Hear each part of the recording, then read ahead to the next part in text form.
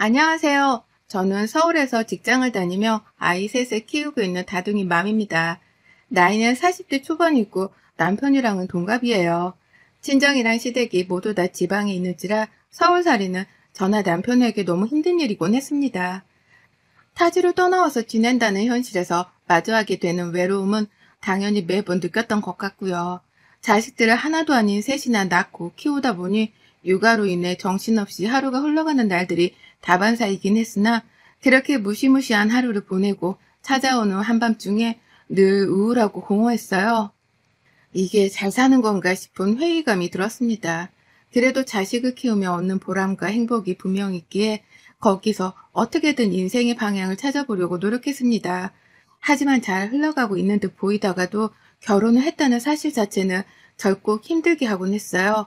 마음을 힘들게 하는 걸로도 모자라 제 몸뚱이까지 지치고 힘들게 만들었다는 게 가장 정확한 표현일 것 같습니다. 저희 남편은 종갓집 장남도 아니에요. 그렇다고 뭐 경제적으로 부유하다거나 큰 덕망을 쌓아서 집안 자체가 유명한 것도 아니고요. 정말 아주 그냥 지방에 있는 소도시 중에서도 소도시인 곳에서 오랫동안 정착만 하고 사는 평범하디 평범한 집안에서 태어났답니다. 시부모님 두 분 다 살던 고향을 벗어난 적이 없었고 다만 남편과 시누이 둘을 모두 다 서울로 보내 공부를 시키고 서울에 살게 만드셨죠. 뭐 이런 스토리는 지방 어딜 가나 존재하잖아요. 정작 저희 친정 부모님도 저희 남매들을 모두 다 서울로 대학군에 살게 하셨고요. 그렇다 보니 결혼하면서도 지극히 수준이 맞고 비슷한 환경을 가진 두 집안 사람들이 만나서 한 가족이 된다고 생각했습니다. 가족 갈등 같은 건 집안 차이가 많이 나는 사람들한테나 일어나는 일이지 나같이 평범한 결혼을 하는 사람들에게는 절대로 일어날 일이 아니라고 믿었죠. 하지만 이게 웬걸요. 평범하고 더 소박하게 잘 살 줄 알았는데 평범해서 더욱 자존심만 지키려고 하며 남들보다 잘 살아보기 위해 독하게 사는 사람들이었더라고요. 저희 시댁 말입니다. 누구나 한 번쯤 시집살이를 당해본 사람들이라면 익숙하게 느껴질 저희 시댁에 대해서 오늘 정말 민낯까지 파헤쳐 보려고 해요. 저희 시아버지는 몇 년 전에 뇌출혈로 쓰러지는 바람에 지금 거동 자체가 많이 불편하십니다. 옆에 간병인이 늘 붙어 있어야 할 정도로 상태가 최악은 아니었지만 여전히 혼자 화장실을 가려고 하며 제대로 각오를 하고 힘을 써야 할 정도로 스스로 몸을 움직이지 못하셨어요. 그런 시아버지를 늘 불만 가득한 목소리를 한 채로 옆에서 지키고 서 있던 건 저희 시어머니셨죠. 자신의 배우자이고 또 자신과는 어쨌든 한평생 살기로 한 남편이라면 그런 사람이 아파서 쓰러졌을 때 최소한 돕는 것에 실증을 느끼지 말아야 하잖아요. 귀찮다는 티를 내지 않는 게 사람으로서의 도리이기도 할 테고요. 하지만 저희 시어머니는 제가 봐도 성격이 정말 별나고 또 셌습니다. 내가 이 나이 먹고 네 시애비 뒤치덕거리를 하고 산다. 라는 말을 시아버지 앞에서 거침없이 할 정도로 눈치도 없고 이기적이었어요. 이유는 딱 하나. 젊을 적에 어머님이 아버님 때문에 고생도 많이 하고 시집살이도 많이 당해서였습니다. 그걸 복수라도 하겠다는 듯 나이가 들어서야 큰 소리를 내는 시어머니가 어쩔 때 많이 안쓰럽기도 하고 그랬답니다. 그러니 며느리인 저는 잠시 뒤로 물러나 시부모님을 지켜보곤 했죠. 하지만 시집살이를 당해서 고생을 많이 하고 살았다는 저희 시어머니가 정작 저를 가장 힘들게 하는 장군님이셨어요. 시댁만 가면 며느리가 가만히 앉아있는 꼴을 절대로 두고만 보지 않는 분이셨죠. 시집살이 당한 기억 때문에 나이 들어 남편한테 불만만 쏟으며 살면서도 그 와중에 며느리를 들들 볶기도 해야 하나 보더라고요. 정말 바쁘신 분이셨죠. 아이를 연달아 낳으면서 산후조리도 충분히 하기 힘들었고 산후조리를 한다고 하긴 했으나 직장을 다니며 육아를 병행하다 보니 몸이 금방 지치고 힘이 드는 건 예상했던 일이었습니다. 그 바람에 급한 대로 지방에서 친정어머니가 올라와 육아도 도와주시고 남편이랑 저 출근길에 아침도 차려주면서 많은 도움을 주셨는데요. 며느리가 아무것도 하기 싫어 친정엄마한테 도움을 빌려 팔자 편하게 살려고 한다면서 덩달아 저희 집에 쫓아오기도 하셨어요. 그리고는 고집을 부려 결국 친정엄마를 친정으로 돌려보내셨답니다. 시어머니가 대신 아이들을 돌봐주셨냐고요? 아니요. 그 후 본인은 할 일을 다 마쳤다는 듯 친정엄마의 뒤를 이어 시댁으로 돌아가셨어요.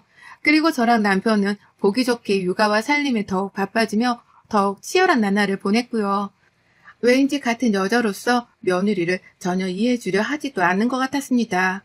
본인도 딸 자식이 둘이나 있으면서 며느리는 그런 딸로 봐주지도 않으셨어요. 시누이들도 모두 다 시집을 갔고 어쩌다 가끔 만나서 모이면 자기네들 시어머니 뒷담화를 까느라 눈에 불을 켜고 말을 하곤 했거든요. 그럴 때마다 시어머니가 무슨 반응을 보이실까 싶었습니다. 시누이네 시어머니들이 하는 짓이 저희 시어머니 하는 짓이랑 똑같았거든요. 하지만 어머님은 까막 눈에 까맣기라도 된다는 듯 시누네 시어머니 뒷담화만 할 줄 아셨고 스스로가 어떤지에 대해서는 되돌아보려 하지도 않으셨네요. 그리고 시누이는 말리는 시누이가 더 밉다고 하더니만 딱 그 짝이었죠. 우리 엄마는 안 그러지. 우리 엄마가 그러더라도 네가 그러려니 해. 너무 시집살이를 많이 당해서 힘들어서 그런 거니까. 라고 하면서 제 시어머니만큼은 제가 이해를 해야 하는 거라는 걸 두고두고 강요하곤 했답니다. 자기는 시어머니가 싫어 죽겠다 하면서 저한테만큼은 미운 시어머니를 참고 살라 하는 시누이들이었죠. 그리고 그 중에서도 둘째 시누이는 정말 얄미움의 최고조였네요. 꼭 제가 시댁에서 명절을 다 보낸 후 친정으로 가고자 할 때마다 둘째 시누가 시댁에 들이닥치곤 했습니다. 저도 친정에 가고 싶은 마음이 굴뚝 같고 빨리 이놈의 시댁에서 벗어나고 싶었는데요. 시누는 나 올 때까지 가면 안 된다. 나 니들 얼굴 보고 싶으니까 꼭 있어? 라는 식으로 강요를 하며 저희를 시댁에 묶어놨어요. 그리고는 막상 시댁에 오자마자 보란듯이 저에게 음료를 내오라는 둥, 과일을 깎아오라는 둥에 일을 시켜먹곤 했죠. 참 간사한 사람이었어요. 같은 며느리이면서 그리고 같은 딸 자식이면서 어쩜 저렇게 내 마음을 이해해주지 못할까 싶어 가장 미운 사람이기도 했습니다. 그래서 최대한 명절이 아니고서는 시누이랑 얽히질 않으려고 했어요. 평상시에 만나더라도 절대로 좋은 말을 듣지 못할 것 같았거든요. 그러니 차라리 멀리 거리를 두고 사는 게 훨 현명하다 싶었고 평상시엔 일하느라 바쁘다며 시누이들이 서울에 모인다고 해도 칼같이 거절했습니다. 우리 집에 오려고 하면 남편이랑 머리를 맞대가면서 절대로 내 집 안에만큼은 들어오진 못하게 했죠. 그러다 최근 몇 년 코로나 때문에 저희가 시댁을 못 갔어요. 못 가더라도 저도 그렇고 남편도 그렇고 애들까지 코로나에 걸려 정말 큰 고생을 겪었습니다. 남편은 코로나 완치가 되고 나서도 거의 3달 가까이를 헛기침을 하면서 후유증을 견뎌야 했습니다. 저는 코로나 걸렸을 때 심한 몸살에 두통을 앓다가 코로나 후에는 생리불순에 식욕부진까지 찾아와서 겁이 날 정도로 살이 빠졌습니다.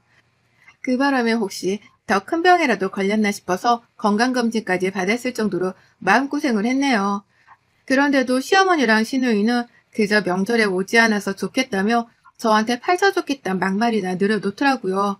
병원에 다녀오고 그 와중에 애들 보느라 오늘 하루가 정신없었다고 말을 하면 위로라도 해주면 될 텐데 위로는커녕 오히려 너 지금 내 앞에서 바쁜 척 일부러 이러는 거지? 라는 말로 한방 뒤통수를 크게 때렸답니다. 시누이요? 같은 서울에 살면서도 아플 땐 코빼기도 보이질 않더니 자기가 코로나에 걸렸을 때 와서 죽 좀 만들어 달라며 사정을 하더라고요. 당연히 안 갔습니다. 뭐 이쁘다고 확진자 집에 찾아가는 위험까지 감수해서 죽을 써주겠냐고요. 다만 정말이지 이기적이기만 한 신우 말본새가 볼수록 거슬렸네요.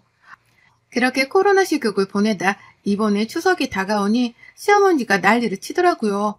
집에 꼭 와서 이전처럼 전도 붙이고 제사도 직접 며느리가 차린 음식으로 올리겠다며 와라와라 노래를 부르는 겁니다.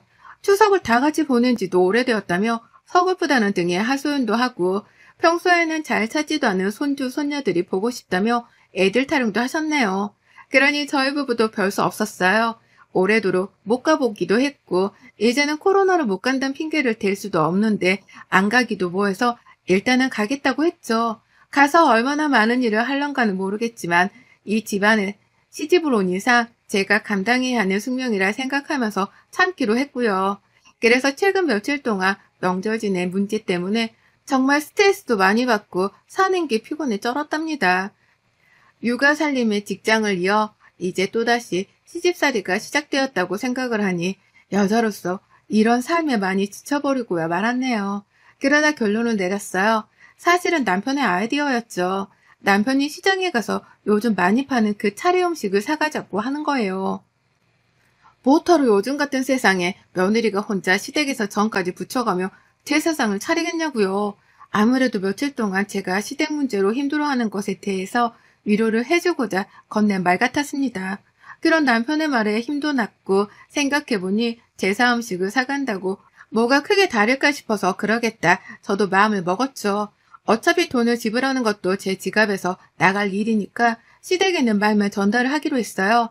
원래부터도 음식이며 요리할 준비를 아무것도 해놓지 않으셨긴 했으나 그럼에도 혹시나 싶은 마음에 일단은 제가 대표로 시어머니에게 연락을 드렸습니다.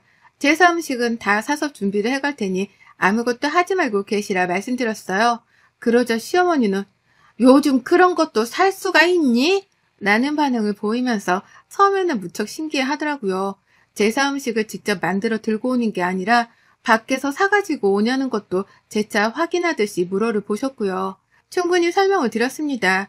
돈도 내가 지불하고 음식도 잘 만드는 곳으로 선별해서 잘 들고 가겠다고 말씀을 드린 후 대화는 잘 마무리했어요. 어머님도 계속 알겠다고 하면서 다른 말은 없으셨고요. 그런데 뜬금없이 둘째 시누이한테서 연락이 왔습니다. 솔직히 전화가 걸려왔을 때 살짝 불안하긴 했는데요. 전화를 받자마자 아니나 다를까 제사 음식을 사온다는 것 때문에 화가 머리 끝까지 나서는 연락을 해왔더라고요. 지가 뭔데 말입니다. 아니 내가 살다 제사 음식을 사서 가져온다는 며느리는 처음 들어보네? 우리 집이 그렇게 우스워? 얼마나 우스웠으면 제사 음식을 감히 사오겠다는 생각을 다 해? 라고 하면서 소리를 치는데 귀가 떨어져 나가는 줄 알았어요. 너무 크게 소리를 질렀거든요. 이게 시누이가 이만큼이나 화낼 일인가 싶어 어안이 벙벙했습니다. 제 얘기를 들어보라고 차분하게 대답을 했더니 입 닥치고 내 말 들어! 라는 말과 함께 뭔 말인지도 알아들을 수 없을 만큼의 말들을 빠르게 뱉어냈죠. 주제 파악을 못하고 음식을 밖에서 사온다느니 밖에서 돈 버는 요새 떨지 말라느니 하며 별별 듣도 보도 못한 악담을 죄다 들었습니다. 무식하게 소리부터 질러대는 시누이와 달리 저는 바로 행동으로 옮기겠다며 그 말들을 모조리 다 녹음해 버렸고요. 시누는 한참 동안이나 씩씩대며 화를 멈출 줄 몰라 했고 급기야 너 내 눈앞에 있었으면 내가 지금 당장이라도 네 머리채를 잡았어! 라고 하면서 대책이 없을 만큼의 거친 말도 결국 쏟아내 버렸습니다. 손으로 허공에서 머리채를 잡는 신용이라도 하고 있는 건지 전화 너머로는 공깃바람 소리까지 들리더라니까요. 씩씩대는 신우의 숨소리랑 섞여서는 흡사 협박 전화를 방불케 했습니다. 그리고 그때 전 정말 지금에 와서도 왜 그랬는지는 모르겠지만 너무 무섭고 황당하고 말도 안 나올 정도로 억울해 죽겠는데도 너무 거칠게 말을 쏟아내며 지 혼자 씩씩거려 어쩔 줄 모르는 신우가 우스워 죽을 뻔했어요. 정말 지금도 왜 이게 웃긴 상황으로 느껴졌는지 모르겠지만 자기 시댁에 이어서 친정 제사까지 걱정하며 오지랖을 있는 대로 떨어대는 신우가 너무 애잔하고 우겨 죽을 뻔했네요. 자기는 시댁에 가서 전도 붙이고 고생한 바가지로 하며 또 시집살이를 당할 게 뻔한데 친정집 며느리는 편하게 음식 사다 상에 올리며 편하게 보낼 생각에 질투가 났을 신우의 속마음이 훤히 보였습니다. 그러니 전 뒷감당을 하지도 못한 채 그 자리에서 하고 웃어버리고야 말았어요. 순식간에 벌어진 일이었습니다. 한 번 웃어서 그런가 두 번째 웃음이 터진 건 일도 아니더라고요. 라면서 배를 잡고 뭐 이런 모질한 사람이 다 있냐며 막 웃어 제꼈어요. 그러니 신우도 더 열이 받아 소리를 지르고 너 가만 안 둔다고 또 벼르고 난리를 치다 전화를 끊었죠. 저는 뒷감당이 안 될까 겁이 났으나 일단 최대한 침착하고자 했어요. 웃어서 눈물도 나오는데 이 정신나간 신우가 어떤 방법으로 복수를 하려 들까 싶어 그게 뒤늦게야 걱정이 되기 시작했습니다. 하지만 엄연히 사실을 따져봐도 제가 잘못을 한 건 하나도 없었고 욕이란 협박을 한 건 신우였기 때문에 잘잘못은 정확하게 따지기로 했어요. 그리고 전 신우이와의 통화 녹음 파일을 그대로 삭제 없이 저희 남편에게 보냈습니다. 이거 가지고 고소라도 할 생각이니까 니네 누나가 뭐라 하면 나한테 바로 이르라고 문자도 따로 남겼고요. 그리고 그날 저녁 남편은 제게 미안하다 사과를 하느라 바빴고 저는 남편 앞에서 신우이한테 당한 서름이 더 서글펐던 것처럼 연기를 해가며 억울함을 토로하는 중이었는데요. 글쎄 신우가 집에 찾아왔어요. 씩씩거리면서 소리를 지르더니 결국 그 화를 못 참고 제 머리채를 진짜 뜯기라도 하려는지 집을 찾아온 겁니다. 그것도 용감하게 자기 혼자서 분에 못 이겨 말이죠. 첫째 신우라도 끌고서 둘이서 편먹고 찾아올 줄 알았더니 주변에는 신우이의 신랑조차 없더라고요. 혼자 막 소리를 지르면서 문을 두드리는데 남편은 순간 지진이라도 난 줄 알았다며 입구에 서서 한참을 동태 파악을 하는데 머리를 썼답니다. 그러다 신우이인 걸 알고 나서는 둘 다 한마음이 되기라도 했다는 듯이 눈을 맞췄죠. 저 미친 자가 드디어 결국 내 집 앞의 모습을 드러냈다는 생각을 하면서 말이죠.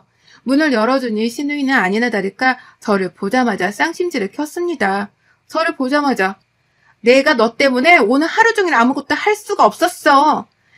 라고 하면서 짜증을 내는데 나는 지 때문에 일을 하는 와중에 욕도 먹고 그 바람에 일하는데 집중도 안 돼요. 남의 회사에 패까지 끼칠 뻔했는데 지는 뭐가 저리 당당해.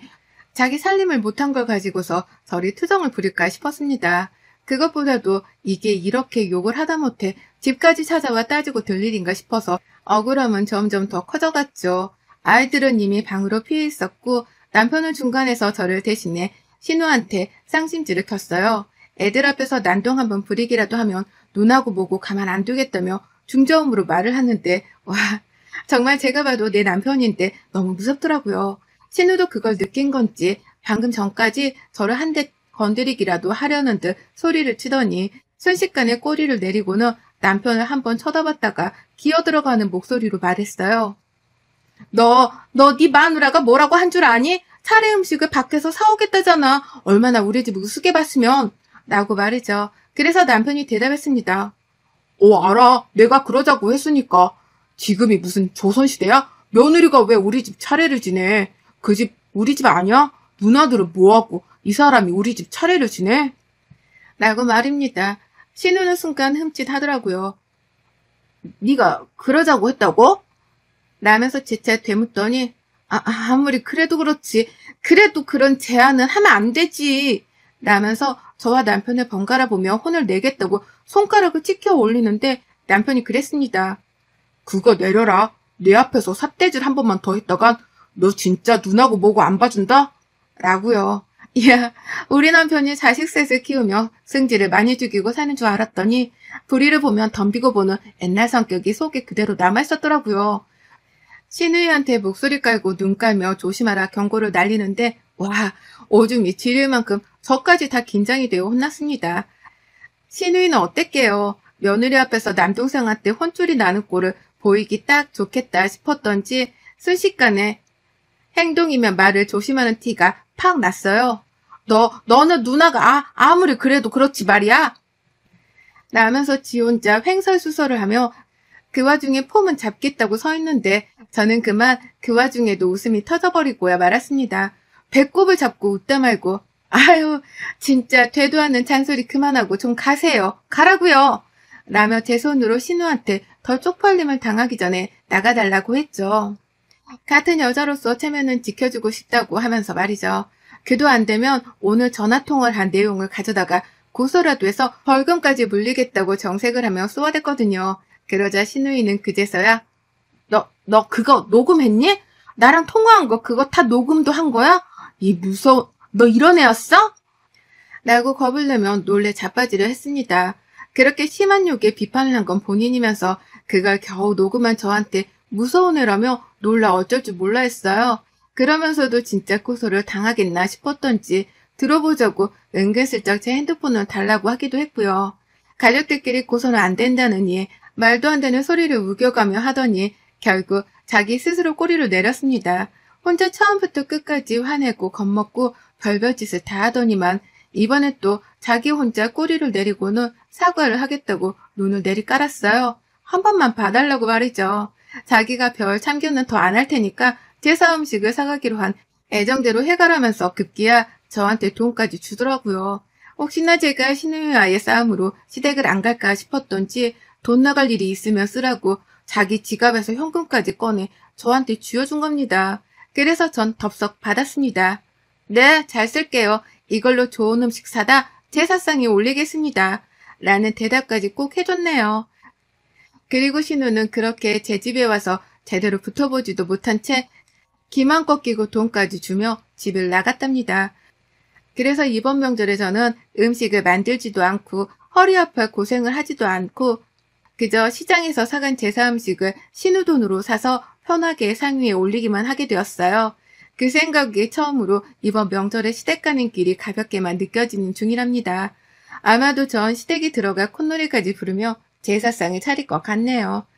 시어머니 속 뒤집어지는 것도 봐야 제 마음이 완전히 깃털처럼 가벼워질 것 같거든요.